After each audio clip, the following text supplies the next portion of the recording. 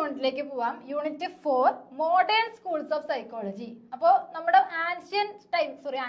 Yearly ടൈമില് അല്ലെങ്കിൽ സൈക്കോളജിയുടെ ഒരു തുടക്ക കാലഘട്ടത്തിൽ വന്നിട്ടുള്ള സ്കൂൾ ഓഫ് തോട്ടുകൾ നമ്മൾ കവർ ചെയ്തു. Structuralism, functionalism, gestalt, psycho analysis. ഈ 4 മറക്കരുത് കേട്ടോ, കാരണം ഇമ്പോർട്ടന്റ് ആണ്. ഇതിൽ ചിലപ്പോൾ ഏതെങ്കിലും ഒരെണ്ണം ആയിരിക്കും നിങ്ങൾക്ക് ക്വസ്റ്റ്യൻ വരിക. What is gestalt approach, gestalt psychology, gestalt school of thought എന്നായിരിക്കും. അല്ലെങ്കിൽ ചിലപ്പോൾ സൈക്കോ അനലിസിസ് എന്താണെന്നായിരിക്കും ചോദിക്കുക, ചിലപ്പോൾ സ്ട്രക്ചറലിസം എന്താണെന്നായിരിക്കും ചോദിക്കുക, ചിലപ്പോൾ ഫങ്ഷണലിസം എന്താണെന്നായിരിക്കും ചോദിക്കുക. ഇതൊക്കെ എന്താണ് ഒരു 4 മാർക്കിനോ 3 മാർക്കിനോ ഒക്കെ നമുക്ക് എഴുതാനുള്ള ആൻസർ ഉണ്ട്. അപ്പൊ ഇതൊക്കെ സെപ്പറേറ്റ് ആയിട്ടും ക്വസ്റ്റ്യൻ വരാനുള്ള സാധ്യതയുണ്ട് എന്നുള്ളത് നമ്മൾ എക്സ്പെക്ട് ചെയ്തിട്ട് തന്നെ പോവാം.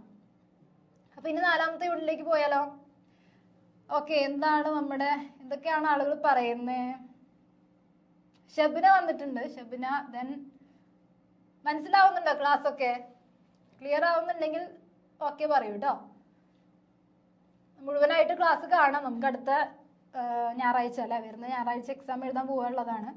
അപ്പൊ യൂണിറ്റ് 4 നമുക്ക് നോക്കാം. മോഡേൺ സ്കൂൾസ് ഓഫ് സൈക്കോളജി എന്ന് പറയുന്നത്. അപ്പൊ അതില് പ്രധാനമായിട്ടുള്ള മോഡേൺ സ്കൂളുകൾ എന്ന് പറയുന്നത് ബിഹേവിയറിസം, അതുപോലെ തന്നെ ഹ്യൂമനിസം, പിന്നെന്താണ് കോഗ്നിറ്റീവ് സൈക്കോളജി അല്ലെ. കോഗ്നിറ്റീവ് സൈക്കോളജി ആണ് പ്രധാനമായിട്ട് ഇതിൽ വരുന്നത്. Behaviourism one of the important topic in psychology.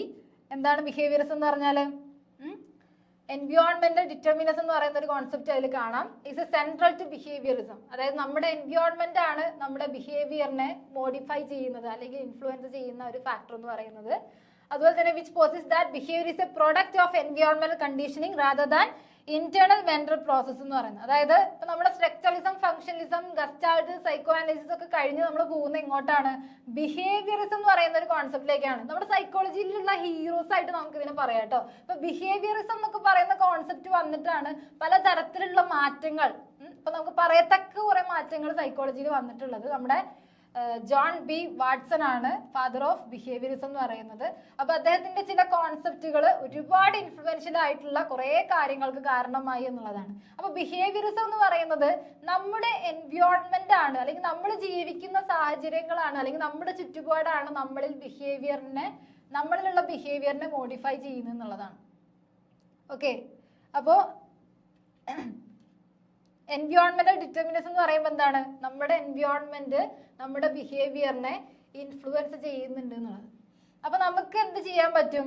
നമ്മുടെ ബിഹേവിയറിനെ കുറിച്ച് പഠിക്കണം എന്നുണ്ടെങ്കിൽ, അല്ലെങ്കിൽ അതിൽ നമുക്ക് എന്തെങ്കിലും ഒരു പഠനം നടത്തണം എന്നുണ്ടെങ്കിൽ ആ ഒരു വ്യക്തിയുടെ ചുറ്റുപാടിനെ കുറിച്ച് പഠിച്ചാൽ മതി. ഇപ്പൊ ഇവിടെ തന്നെ നമുക്ക് പറയാൻ പറ്റുന്ന ഒരു കാര്യം, ഇപ്പൊ ജോൺ ബി വാട്സൺ ഈ ഒരു സംഭവം കൊണ്ടുവന്ന സമയത്ത് നിങ്ങളുടെ മക്കളെ എനിക്ക് തരൂ അല്ലെ, ഞാൻ അവരെ പോലീസോ പട്ടാളോ ഡോക്ടറോ എന്ത് വേണമെങ്കിലും ഞാൻ ആക്കി തരാന്ന് പറഞ്ഞു.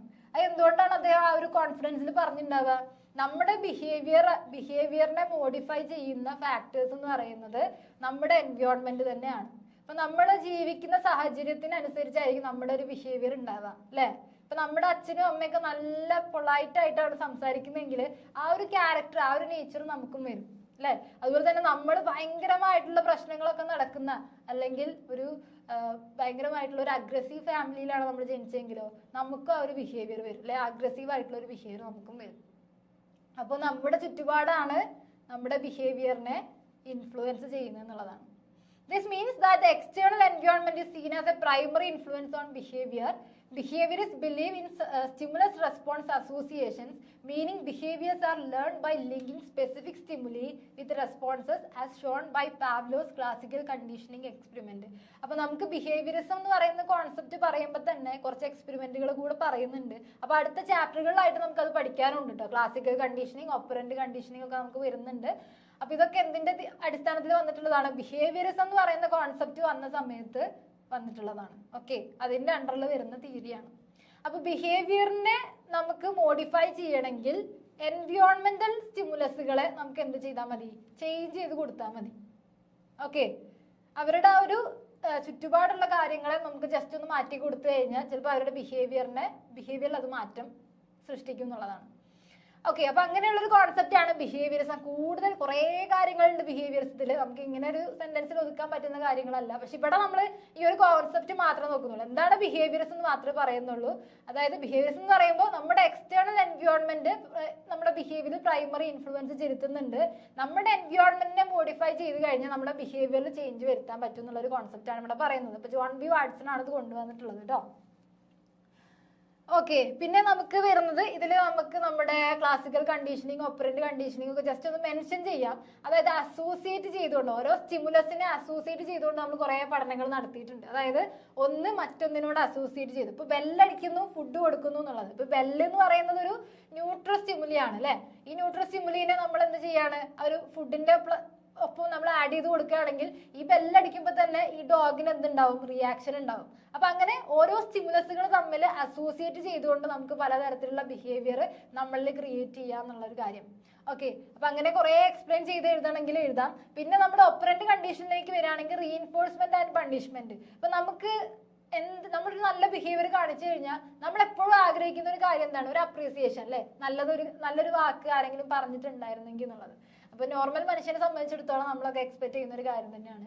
അപ്പോ ഇങ്ങനെ ഈ ഒരു റീഇൻഫോഴ്സ്മെന്റ് കൊടുക്കുമ്പോൾ ഒരു നല്ല വാക്ക് മാത്രം ആവണമെന്നില്ല, ഇപ്പൊ എന്തെങ്കിലും ഒരു ഗിഫ്റ്റ് കൊടുക്കുക, അപ്പൊ അതൊക്കെ എന്താണ്, നമ്മളെ വീണ്ടും ആ ഒരു ബിഹേവിയർ ചെയ്യാൻ വേണ്ടി പ്രേരിപ്പിക്കുന്ന കാര്യങ്ങളാണ് അല്ലെ. അതാണ് റീഇൻഫോഴ്സ്മെന്റ് എന്ന് പറയുന്നത്. അതുപോലെ പണിഷ്മെന്റ് എന്ന് പറയുമ്പോൾ നമ്മൾ കുട്ടിക്കാലത്തൊക്കെ ഭയങ്കരമായിട്ടുള്ള പണിഷ്മെന്റ് ഇപ്പോഴും ചിലപ്പോൾ കിട്ടുന്നുണ്ടാവും. ഈ അടിക്കുക മാത്രമല്ല കേട്ടോ, ഇപ്പൊ നമുക്ക് എന്തെങ്കിലും സംസാരം കൊണ്ട് പറഞ്ഞ് മനസ്സിലാക്കുന്നതൊക്കെ പണിഷ്മെന്റ് ആയിട്ട് നമുക്ക് പറയാം. ഓക്കെ, അടിക്കുക അല്ലെങ്കിൽ അവരെ ഉപദ്രവിക്കുക എന്നുള്ളതല്ല പണിഷ്മെന്റ് എന്നുള്ളതുകൊണ്ട് ഉദ്ദേശിക്കുന്നത്. ഒരു ബിഹേവിയറിനെ ചേഞ്ച് ചെയ്ത് കൊണ്ടുവരാൻ വേണ്ടിയിട്ട് നമ്മൾ കൊടുക്കുന്ന കുറച്ച് കാര്യങ്ങളാണ്. ഓക്കെ, അപ്പൊ റീഇൻഫോഴ്സ്മെന്റ് എന്ന് പറയുമ്പോൾ നമ്മൾ എന്തെങ്കിലും നല്ലൊരു കാര്യം, ഒരു റിവാർഡ് അവർക്ക് കൊടുക്കുക. ഇപ്പൊ നമുക്ക് വേണമെങ്കിൽ പൈസ കൊടുക്കാം, അല്ലെങ്കിൽ നമുക്ക് ഗിഫ്റ്റ് മേടിച്ചു കൊടുക്കാം. ഇപ്പൊ ഒരു സ്കൂളിലൊക്കെയാണ് കൂടുതലായിട്ട്, ഇപ്പൊ നമ്മൾ TTs ഒക്കെ പഠിക്കുന്ന സമയത്ത് ഈ സംഭവങ്ങൾ അല്ലെങ്കിൽ ഓപ്പറന്റ് കണ്ടീഷനിങ് കൂടുതൽ ഫോക്കസ് ചെയ്ത് പഠിക്കുന്നുണ്ട്. എന്തുകൊണ്ടാണ്, അവിടെ ഈ കുട്ടികളെ കുറിച്ചാണ് നമ്മൾ പഠിക്കുന്നത്. കുട്ടികളുടെ ബിഹേവിയറിനെ എങ്ങനെ മാറ്റാം അല്ലെ. ഇപ്പൊ ഒരു 6 വയസ്സ് മുതൽ ഒരു 12 വയസ്സ് വരെയുള്ള കുട്ടികൾക്ക് എന്ന് പറയുമ്പോൾ അവരൊരു സ്ഥലത്ത് ഇരുന്ന് അടങ്ങിയിരിക്കില്ല അല്ലെ. അവർക്ക് ഒരുപാട് ബിഹേവിയർ ഡിസ്റ്റർബൻസസ് ഉണ്ട്. അപ്പൊ ADHD ഒക്കെ ഉള്ള കുട്ടികളെ സംബന്ധിച്ചിടത്തോളം പറയണ്ട അല്ലെ. അപ്പൊ അവരൊക്കെ പിടിച്ചു നിർത്താനുള്ള കുറച്ച് കാര്യങ്ങളൊക്കെ ആയിട്ടാണ് നമ്മൾ റീഇൻഫോഴ്സ്മെന്റ്, പണിഷ്മെന്റ് കാര്യങ്ങളൊക്കെ നമ്മൾ പഠിക്കുന്നത്. സൺഡേ അല്ല, സാറ്റർഡേ ആണ് എക്സാം എന്ന് പറയുന്നത്. മാറിപ്പോയതാണ് കേട്ടോ. ഓക്കെ റസീന, ദെൻ കമന്റ്സ് ഇടും നിങ്ങളെന്ന്. അപ്പോഴാണ് ഗ്രേപ്പ് ജ്യൂസ് എന്നൊക്കെ പറയുന്നുണ്ട്. ഓക്കെ, ഗ്രേപ്പ് ജ്യൂസ് നല്ലതാണ്, നല്ല ടേസ്റ്റ് ആണ് ഗ്രേപ്പ് ജ്യൂസ്. ഓക്കെ, അപ്പൊ എല്ലാം നല്ല രീതിയിൽ എക്സാം എഴുതും. നമുക്ക് ഗ്രേപ്പ് ജ്യൂസ് ഒക്കെ വാങ്ങിച്ച് കുടിക്കാം. ഓക്കെ, അപ്പൊ അതിനു വേണ്ടി നന്നായിട്ട് പ്രിപ്പയർ ചെയ്യാം. അപ്പൊ റീഇൻഫോഴ്സ്മെന്റ് ആൻഡ് പണിഷ്മെന്റ് എന്ന് പറയുന്ന കാര്യം അല്ലേ, തൊണ്ടൊക്കെ ചെറുതായിട്ട് വരുന്നുണ്ട്, എന്നാലും കുഴപ്പമില്ല. അപ്പോൾ നമ്മൾ കുട്ടികൾക്ക് എന്തെങ്കിലും, ഇപ്പൊ കുട്ടികൾ ഹോംവർക്ക് ചെയ്ത് വന്നു വിചാരിക്കുക, അപ്പൊ ആ കുട്ടീനെ നമുക്കൊരു പെന്ന് കൊടുക്കുക അല്ലെങ്കിൽ ഒരു കളർ പെൻസിൽ കൊടുത്തു കഴിഞ്ഞാൽ ആ കുട്ടി വീണ്ടും ആ ഒരു കാര്യം റിപ്പീറ്റ് ചെയ്യാനായിട്ട് ശ്രമിക്കും അല്ലെ. അതുപോലെ തന്നെ ഒരു കുട്ടി എന്തെങ്കിലും മറ്റൊരു കുട്ടീനെ വികൃതി കാട്ടി എന്ന് വിചാരിക്കുക, അല്ലെങ്കിൽ എന്തെങ്കിലും അടിച്ചു അല്ലെ. ഇപ്പൊ ചെറിയ കുട്ടികളൊക്കെ ആകുമ്പോൾ പ്രത്യേകിച്ച് കംപ്ലൈന്റ് വരുന്നൊരു കാര്യമാണ്. അപ്പൊ നമ്മുടെ ടീച്ചർ ടീച്ചറുടെ അടുത്ത് വടി ഉണ്ടാകും. ഈ കുട്ടികൾക്ക് ഓൾറെഡി അറിയാം ടീച്ചർ അടിക്കും എന്നുള്ളത്, അത് അവരുടെ മൈൻഡ് സെറ്റിലുള്ള ഒരു കാര്യമാണ്. അപ്പൊ ടീച്ചർമാർ അടിച്ചാലും വലിയ പ്രശ്നം വരില്ല, അതുപോലെ അമ്മമാർ അടിച്ചാലും വലിയ പ്രശ്നം വരില്ല അല്ലെ. അപ്പൊ നമ്മൾ ചെറിയൊരു അടി കൊടുക്കുകയാണ്, അപ്പൊ എന്താ കുട്ടി വിചാരിക്കുക, ഈ ചെയ്തത് ശരിയായില്ല, ഇനി ഇത് ചെയ്യാൻ പാടില്ല എന്നൊരു കുട്ടി തിരിച്ചറിയും. അപ്പൊ റീഇൻഫോഴ്സ്മെന്റ് ആൻഡ് പണിഷ്മെന്റ്, ചില കുട്ടികൾ പറഞ്ഞാൽ അനുസരിക്കാത്ത കുട്ടികളുണ്ടായിരിക്കും. അപ്പൊ അവിടെ നമ്മൾ വേറെ കുറെ കാര്യങ്ങളാണ് കൊടുക്കുക കേട്ടോ. അതിനൊക്കെ കുറെ കാര്യങ്ങളുണ്ട്, നമ്മൾ അതിനൊക്കെ കുറെ ഈ റീഇൻഫോഴ്സ്മെന്റ് ആൻഡ് പണിഷ്മെന്റിൽ തന്നെ കുറെ ഷെഡ്യൂൾസുകൾ ഉണ്ട്. അപ്പൊ അതിനനുസരിച്ചാണ് നമ്മളത് മാറ്റം വരുത്തി കൊടുക്കുക. ഓക്കെ, അപ്പൊ ഇങ്ങനെയുള്ള കാര്യങ്ങളൊക്കെയാണ് ബിഹേവിയറിസത്തിൽ വരുന്നത്. ഇനി അടുത്ത ഒരു കോൺസെപ്റ്റ് ആണ് ഹ്യൂമനിസം ആൻഡ് എക്സിസ്റ്റൻഷ്യലിസം എന്ന് പറയുന്നത്. അതിന്റെ ബേസിക് ആയിട്ടുള്ള ടെൻസുകൾ എന്താന്ന് നോക്കാം.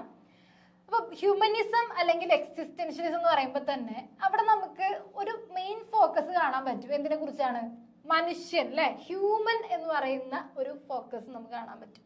അതായത് നമ്മളെ കുറിച്ച് തന്നെയാണ് ഇവിടെ പറയുന്നത്.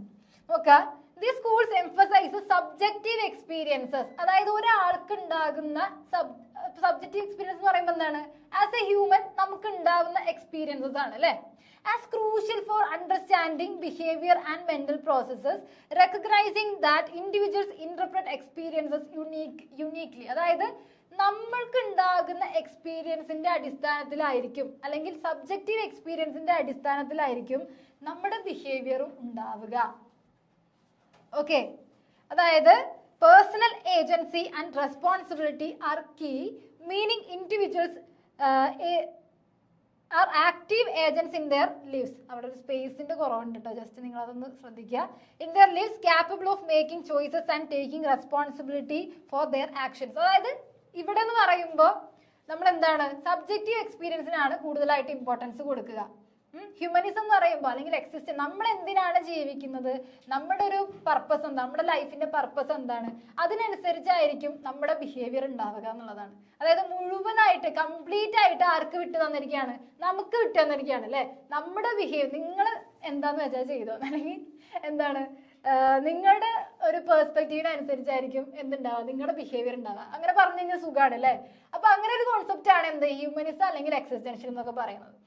ഓക്കെ, അപ്പൊ അങ്ങനെ ഒരു സ്കൂൾ ഓഫ് തോട്ട്. അപ്പൊ അവിടെ തന്നെ നമ്മുടെ എബ്രഹാം മാസ്ലോയുടെ ഒരു പെർസ്പെക്റ്റീവ് വരുന്നുണ്ട്. നമ്മൾ ഏറ്റവും ലോ നീഡ് മുതൽ ഹയസ്റ്റ് നീഡ് വരെ നമ്മൾ സാറ്റിസ്ഫൈ ചെയ്യുന്നുണ്ട് അല്ലെ. അതായത് physiological needs, safety needs, love and belongingness, self actualisation, self esteem, അങ്ങനെയുള്ള ഒരു പിരമിഡ് സ്ട്രക്ചർ നമ്മുടെ എബ്രഹാം മാസ്ലോ പറയുന്നുണ്ട്. അപ്പൊ അത്രയും പോവേണ്ട ആവശ്യമില്ല. എന്താണ് ഹ്യൂമനിസം, എന്താണ് എക്സിസ്റ്റൻഷ്യലിസം എന്നുള്ളത് മാത്രം പഠിച്ചാൽ മതി. ഓക്കെ, അപ്പൊ കംപ്ലീറ്റ് ആർക്ക് വിട്ടു തന്നിരിക്കുകയാണ്, നമുക്ക് വിട്ടു തന്നിരിക്കുകയാണ്. അതായത് സബ്ജക്റ്റീവ് എക്സ്പീരിയൻസിന്റെ ബേസിലായിരിക്കും നമ്മുടെ ബിഹേവിയർ ഉണ്ടാവുക, അല്ലെങ്കിൽ നമ്മൾ ചിന്തിക്കുന്നതിനനുസരിച്ചായിരിക്കും, അല്ലെങ്കിൽ നമ്മുടെ പർപ്പസിനനുസരിച്ചായിരിക്കും നമ്മുടെ ബിഹേവിയർ ഉണ്ടായിരിക്കും എന്നുള്ളതാണ്. അത് ശരിക്കും അങ്ങനെ തന്നെയല്ലേ. ഇപ്പൊ നമ്മൾ ഓരോരുത്തരും ജീവിക്കുന്നത് പല പല സാഹചര്യങ്ങളിലാണ്. നമ്മൾ ചെയ്യാൻ ഉദ്ദേശിച്ച ഒരു കാര്യമായിരിക്കില്ല വേറൊരാൾ ചെയ്യാൻ ഉദ്ദേശിക്കുന്നത്. അവരുടെ പർപ്പസും നമ്മുടെ പർപ്പസും എന്താണ് ഭയങ്കര ഡിഫറെന്റ് ആണ് അല്ലെ. അപ്പൊ അതിനനുസരിച്ച് നമ്മുടെ ബിഹേവിയറിൽ എന്തുണ്ടാവും, മാറ്റങ്ങൾ ഉണ്ടാവും. ഓക്കെ, ക്ലിയർ ആണല്ലോ. ഇനി അടുത്തതാണ് എന്ത് കോഗ്നിറ്റീവ് സൈക്കോളജി എന്ന് പറയുന്നത്. അപ്പൊ നമ്മൾ ഈ മോഡേൺ സ്കൂളിൽ ബിഹേവിയറിസം കഴിഞ്ഞ് നമ്മൾ പിന്നെ എങ്ങോട്ടാ വന്നത്, നമ്മുടെ ഹ്യൂമനിസം അല്ലെ, ഹ്യൂമനിസത്തിലേക്ക് വന്നു. ദെൻ നമ്മൾ വരുന്നത് കോഗ്നിറ്റീവ് സൈക്കോളജിയാണ്. അതായത് കോഗ്നിറ്റീവ് പ്രോസസ്, നമ്മുടെ ചിന്താഗതികൾ തന്നെയാണ് ഇവിടെ പറയുന്നത്. കോഗ്നിറ്റീവ് സൈക്കോളജി നമ്മുടെ മെന്റൽ പ്രോസസ്സുകളാണ് കൂടുതലായിട്ടും നമ്മുടെ ബിഹേവിയറിനെ ഇൻഫ്ലുവൻസ് ചെയ്യുന്നുള്ളത്. ഓക്കെ, അതായത് നമ്മൾ എങ്ങനെയൊക്കെ ചിന്തിക്കുന്നു, നമ്മുടെ തോട്ട് പ്രോസസ്, ഇപ്പൊ നമ്മുടെ എല്ലാ മെന്റൽ പ്രോസസ്സിൽ വരും അല്ലെ. കോഗ്നിറ്റീവ് എന്ന് പറയുമ്പോൾ തന്നെ നമ്മൾ ആദ്യം നമ്മുടെ മനസ്സിലേക്ക് വരേണ്ടത് നമ്മുടെ തോട്ട് പ്രോസസ്, നമ്മുടെ മെന്റൽ പ്രോസസ് എന്നുള്ളതാണ്. അതാണ് കോഗ്നിറ്റീവ് പ്രോസസ്. നമ്മുടെ decision making, problem solving, creative thinking, critical thinking അല്ലെ, അങ്ങനെ കുറെ സാധനങ്ങളുണ്ട്. നമ്മൾ ഇതൊക്കെ ഡെയിലി നമ്മൾ ഇപ്പൊ ഇതൊന്നും സെപ്പറേറ്റ് ആയിട്ടുള്ള കാര്യങ്ങളൊന്നും അല്ല, ഇപ്പൊ നമുക്ക് അറിയാത്ത കാര്യങ്ങളൊന്നും അല്ല.